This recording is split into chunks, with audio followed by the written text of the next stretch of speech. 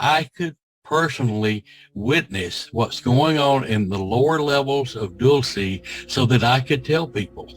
And for years I've held back because it was just absolutely too awful to tell anyone. And I didn't know how people would react. And also I was afraid that my life might be put in danger by spilling the beans on what I saw.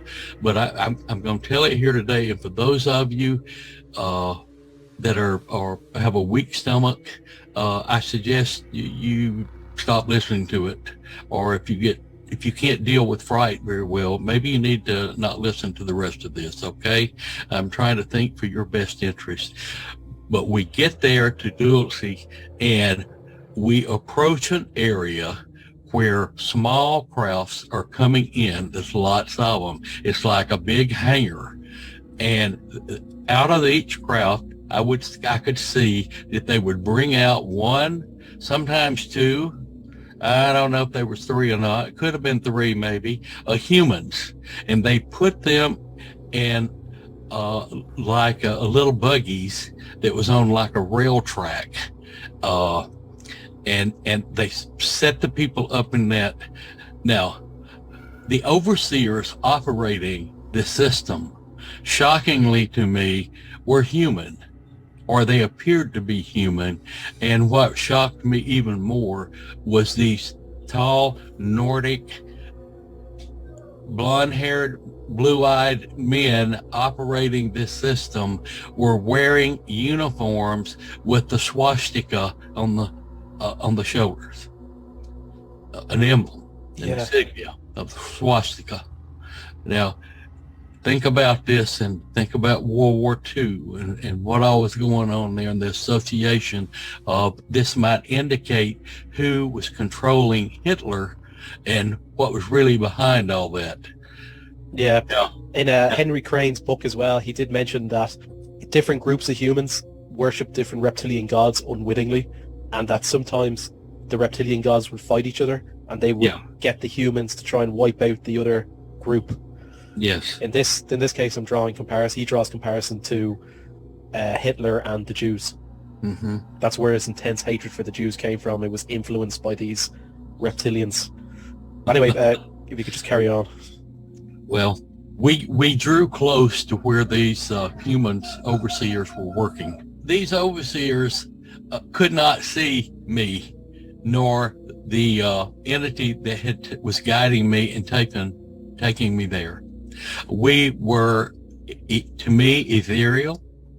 We were not in solid form where they could see us, but these workers, these Nordic people, were solid material. The humans they brought in, they put in these little train cars, were all sitting there like zombies, like they were stunned. And one of the things that bothered me in the first time I saw this with Barbara under hypnosis, it really wrecked me emotionally. And I saw a young woman of maybe 28 to 30 years old, a very pretty, attractive brunette lady, and she had a little boy with her about 7 or 8 years old. And he was sitting there with her. Both of them had been brought in, and I panicked, and I knew that something bad was about to happen to them, and I ran to wake them up, and I got right in their face, and I was like yelling to wake up, and they were not even aware I was there, and the Nordic overseers couldn't see nor hear me either. So I was protected in that sense. Some way they had me concealed where nothing was aware that we were there.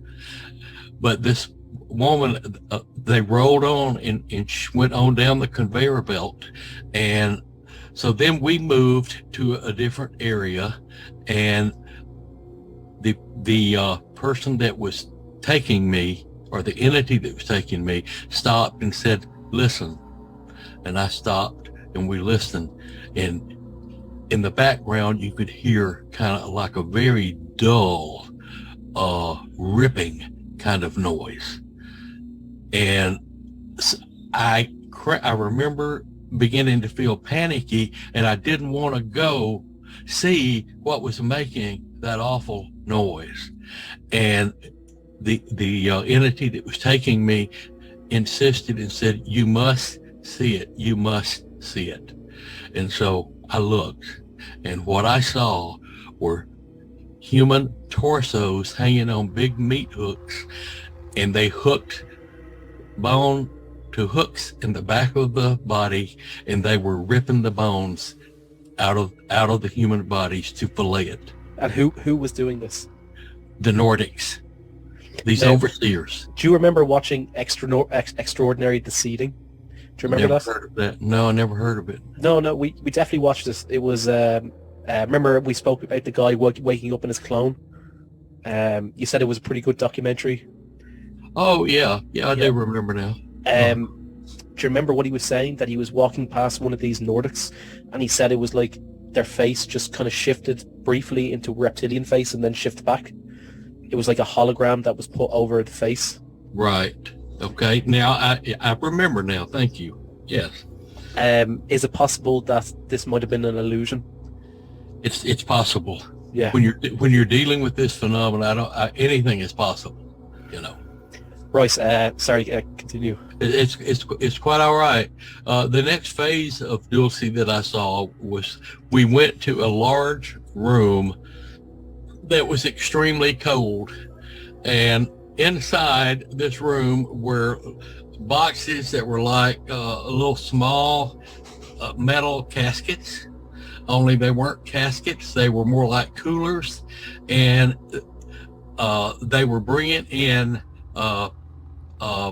human body parts, arms, legs, torsos, all kinds of body parts, and packing them into these crates.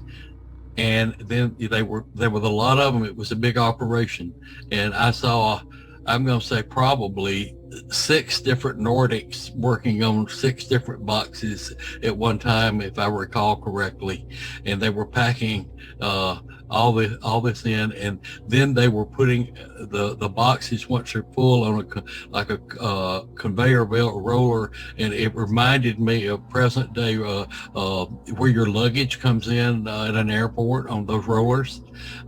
It was like rolling on that, and it rolled into an area where there were a lot of craft waiting, and they were loading them, these crafts where they were taking them, in my opinion, I assume they were taking them out to colonies in space somewhere, or colonies here on our own planet that we're not aware of. Wow.